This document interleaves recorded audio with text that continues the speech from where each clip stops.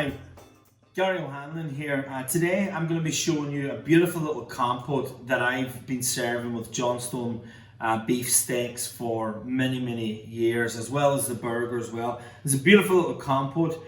As I say, I've done it with côte de boeuf, ribeye, salt fried sirloin, and it's absolutely banging as well whenever you have it with a wee burger. And first things first, I have a little pot on here. Decent wee bit of heat. You don't want it to be too hot. You'll often hear me talking about having the frying pan smoking hot for steaks and what have you. So get the pot on, or a frying pan. A little pot is good though, because this is going to be a little bit saucy. Nice wee bit of heat. Onions are sliced, so if you add onions that are thinly sliced, I don't really want colour. I don't want them to burn or brown too fast, okay? So straight off, in with a little bit of olive oil. Okay, vegetable oil, sunflower oil, whatever you have, any kind of oil is going to be absolutely fine. Okay, and you just want a little bit of a sizzle. You don't want it to be too full on. Okay, so in with that and just let it rock on. I'll talk you through a few of the other ingredients we're going to use. Okay, so some mustard seed, some yellow mustard seed. Okay, a little bit of Tabasco, some Worchester sauce. I'm going to be putting in just a little, any kind of red wine. It's just a little bit of red wine I've left over, a wee splash of red wine and red wine vinegar. Now anytime that you add acidity to anything, in this instance the red wine vinegar, you want a little bit of sweetness, okay? So what I'm going to do is add then some Heinz ketchup into that as we go along and we go through the phases, alright? So I'm just going to go grab a little bit of seasoning.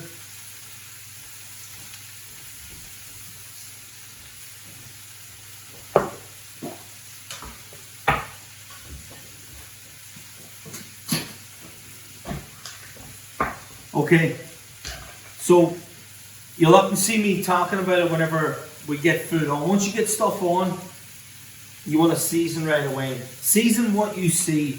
So I'm not trying to envisage like the whole dish. This here is only going to be getting onions, but just a general rule of thumb when cooking is you add whatever seasoning you think it needs, minus about 10%. Okay, I always like to leave a little bit for the end whenever the dish is finished, that we can taste and get a wee feel for what it's like, okay? So there we go. Moving them around. And you just want to, I can ramp the heat up a little bit more now, okay? And you just want to move them and circulate the onions without colour. I don't want any of those little black, charred, thin slices of onion, which is going to add a little bit of bitterness. This is a nice, sort of, a little bit of spice, but sweet, spicy in the sense like, look, there's a little bit of Tabasco. The spice, I just like a nice little level, that there's a nice wee hum of heat all the time at the back of the tongue. But again, if you like it a wee bit more, you can ramp it up, even add in a few red chili flakes. But this is how I do it, and moving them again. Now, once we get the onions to a point where they're sautéed a wee bit. Obviously they're not cooked through. We're going to be going through a good wee bit of a process here that they're going to cook nice and slow for us, okay? But on the initial saute, once you feel that all the raw onion has had an impact at the bottom of your pot or your frying pan, then you can move on to the mustard seeds, okay? So I'm going to crack open the mustard seeds. This here is just a little 60-gram jar. A little goes a long way, okay? So there's about 30 grams left in that, of which I'm going to put in about 20 grams, okay, of the yellow mustard seeds. Now, mustard seeds, if you were to put the raw mustard seed, and basically that's what you'll make mustard from, in between your tooth, it'll be as hard as a stone, okay? So put it in here like this, and almost like a kernel for a popcorn. When it starts to heat up, it'll pop. It's the same with the yellow mustard seed, okay? Once you get that in there, you want to get a little initial saute on the mustard seed. Start incorporating a wee bit of heat into it, and as the a minute or two goes by, one or two that are really in the base of the pot near the direct heat, you start hearing wee pops, okay? And that's when we're ready to go with the next phase of ingredients, okay? Our mustard seed is starting to pop a wee bit here now. That's taking about 2 minutes or so to get to that point, all right? So now I'm just going to start adding the rest of our ingredients. So in with a nice wee splash of red wine vinegar.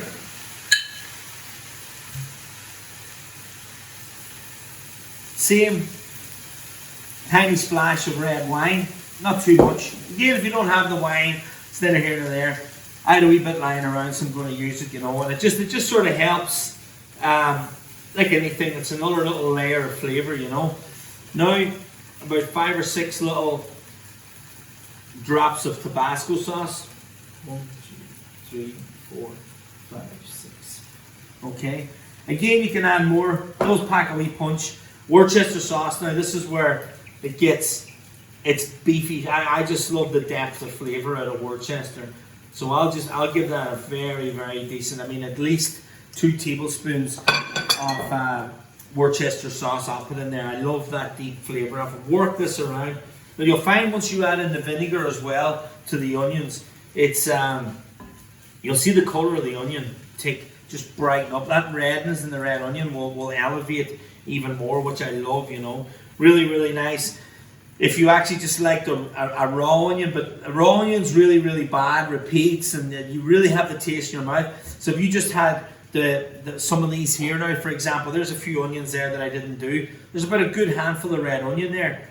If you sprinkled like about a tablespoon of castor sugar over that, and then poured about 100 mils, maybe even a wee bit less, of red wine vinegar, mixed it all up, covered it, set it aside for about an hour, you'll have a beautiful little, it almost cures it or cooks it, and it takes the bitterness and the aftertaste that you'll get from eating raw onions out of it.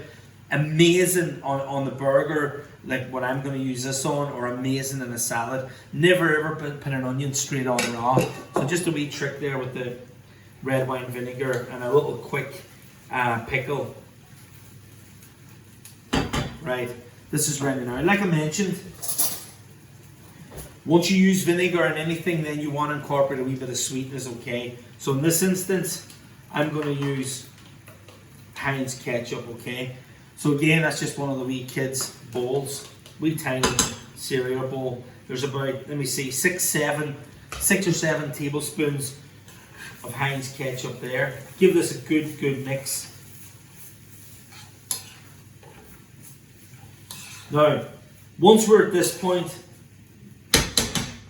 it's heat down, all the way down, and just let that just on the lowest. You got to be careful now once the ketchup's in there too, because obviously the element of sugar, that's on a low heat now. It's going to be simmering away just nicely, and you don't want it to burn. You just want the tiny little plop, plop, plop of the bubble all the time.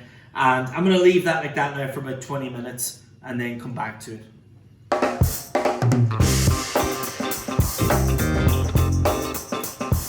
So the onion mix has now been simmering down for about 20 minutes. It's absolutely beautiful. It's cooked all the way down. And there it is right there, okay. Now that, as we're going to do today, I'm going to be making this with a little burger. Gorgeous on steak, a little blue cheese, any kind of cheese really. But let that cool, room temperature, into a container, cover it airtight, and that'll last for a week or two in the fridge. Absolutely perfectly fine, and a beautiful little red onion mustard seed compote.